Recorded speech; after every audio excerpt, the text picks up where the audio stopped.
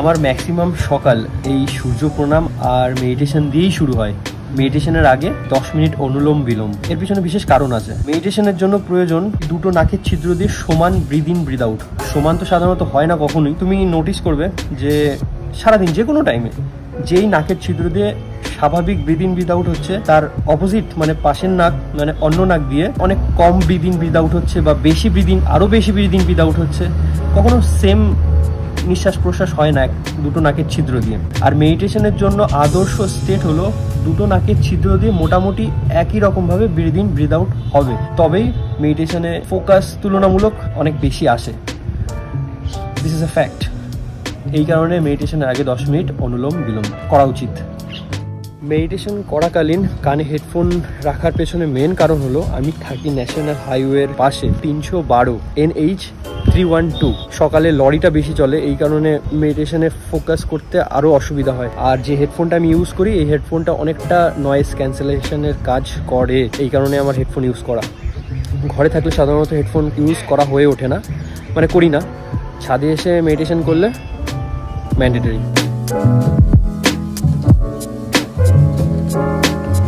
তো কমপ্লিট হলো সকালের রুটিন, মর্নিং রুটিন। এখন আমাদের বাড়ির ছাদে একটা ছোট্ট মিনি গার্ডেন রয়েছে। সেই গার্ডেনে জল দেওয়ার প্রয়োজন আজকে আর নেই, মানে জেনারেলি জল দিয়ে তারপরে নিচেই যাই, কারণ গত রাতে প্রচণ্ড বৃষ্টি হয়েছে। প্রকৃতি আমার কাজের চাপটা অনেক কমিয়ে দিয়েছে। তোমাদের দেখাই আমাদের গার্ডেন।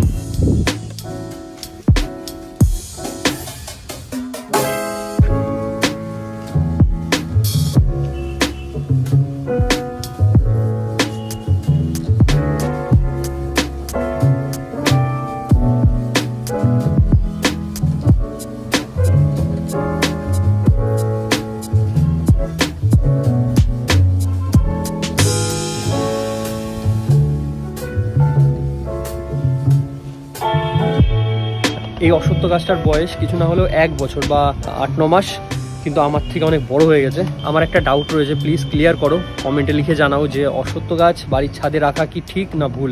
মানে আমি শুনেছি অশ্বত্থ গাছ বাড়ির গ্রাউন্ডে বা বাড়ির ছাদে রাখাটা অশুভ, কিন্তু আমি মনে করি যে এটা রাখা শুভ। এর পেছনে মেন কারণ হলো গৌতম বুদ্ধ এই অশ্বত্থ গাছের নিচেই এনলাইটেনমেন্ট পেয়েছিল, তো সেই কারণে একটা পজিটিভ ভাইব তো থেকেই থাকে।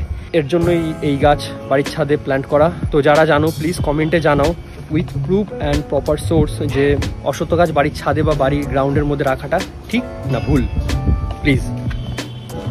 এটা জামরুল গাছ। কিছুদিন আগে পর্যন্ত এই গাছের প্রত্যেকটা পাতা পোকায় খাওয়া ছিল, ঠিক এইরকম ছিল, প্রত্যেকটা পাতায় পোকায় খাওয়া। তো পাতাগুলো ছিঁড়ে ফেলে দিয়ে সার দিয়ে এখন মোটামুটি গাছটাকে জীবিত করতে পেরেছি।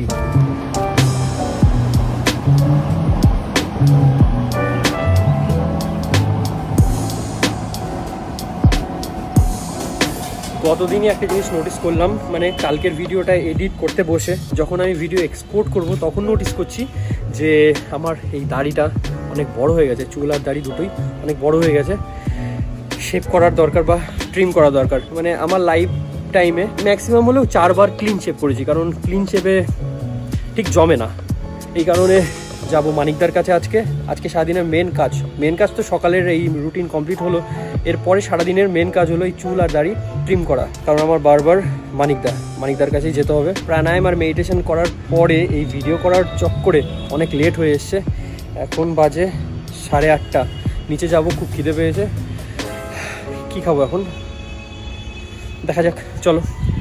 আজকে সকালের ব্রেকফাস্টে রয়েছে রুটি, আম, সঙ্গে চা। এক্সকিউজ মি, তুমি ব্লগ করছো, you have to use fancy word. Hello guys, আজকে সকালে ব্রেকফাস্ট খাচ্ছি ব্রেড ম্যাঙ্গো উইথ টি।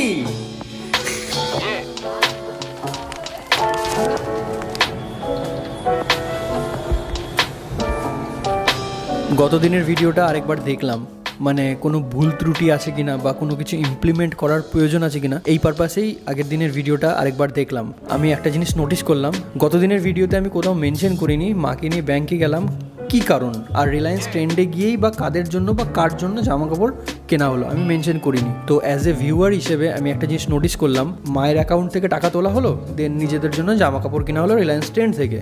কিন্তু ব্যাপারটা তা নয়, ব্যাংকে গেছিলাম, মায়ের অ্যাকাউন্ট ফ্রিজ হয়ে রয়েছে, মানে টাকা ডিপোজিট করলে ক্রেডিট হয়ে যাচ্ছে কিন্তু টাকা উইথড্রল করা যাচ্ছে না, কেওআইসি জমা দেওয়ার প্রয়োজন। তো কেওআইসি জমা দিতে মাকে নিয়ে গেছিলাম ব্যাংকে।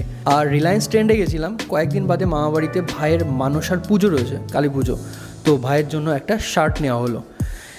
এই হলো কারণ। আর এই ব্যাপারটা এই ভিডিওতে ক্লিয়ার করার মেন কারণ হলো নিজের স্যাটিসফ্যাকশান, তো মনে হলো তাই বললাম। তো যাই হোক, এখনকার আপডেট হচ্ছে ঘড়িতে বাজে 7:30। এতক্ষণে আমার চুলদাড়ি কেটে যাওয়ার কথা ছিল, চুলদাড়ি কাটালাম না, তার কারণ একটাই, দুপুরের গরম। মানে দুপুরে মানিকদার রুম হয়ে যায় আরও গরম। চুল কাটানোর সময় কাপড় দিয়ে যখন কভার করে হাতে গলায় ঘাম হয়ে যায়, তো চুল কাটার সময় ওই চুলের ছোটো ছোটো দানা যখন ঘাড়ের উপরে এসে পড়ে প্রচণ্ড অস্থির লাগে। এই কারণে দুপুরবেলাটাকে অ্যাভয়েড করার চেষ্টা করি। ভেবেছিলাম গত রাতে বৃষ্টি হয়েছিল, আজকে সারাদিন ঠান্ডা থাকবে ওয়েদার, কিন্তু আমার প্রেডিকশন একেবারে ফ্লপ গেল।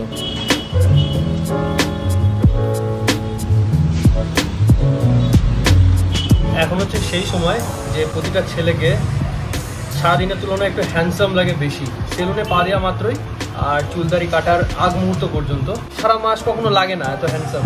মানে কি মানে মানিকদা, তোমার এই কাছে কি কোনো জাদু আছে? মানে ঢোকার সাথে সাথে হ্যান্ডসাম লাগে, আর চুলদাড়ি কাটা হয়ে গেল তো আবার যা তাই। প্রত্যেকটা সেলুনের কাছে বোধহয় একটা জাদু আছে, বুঝলে?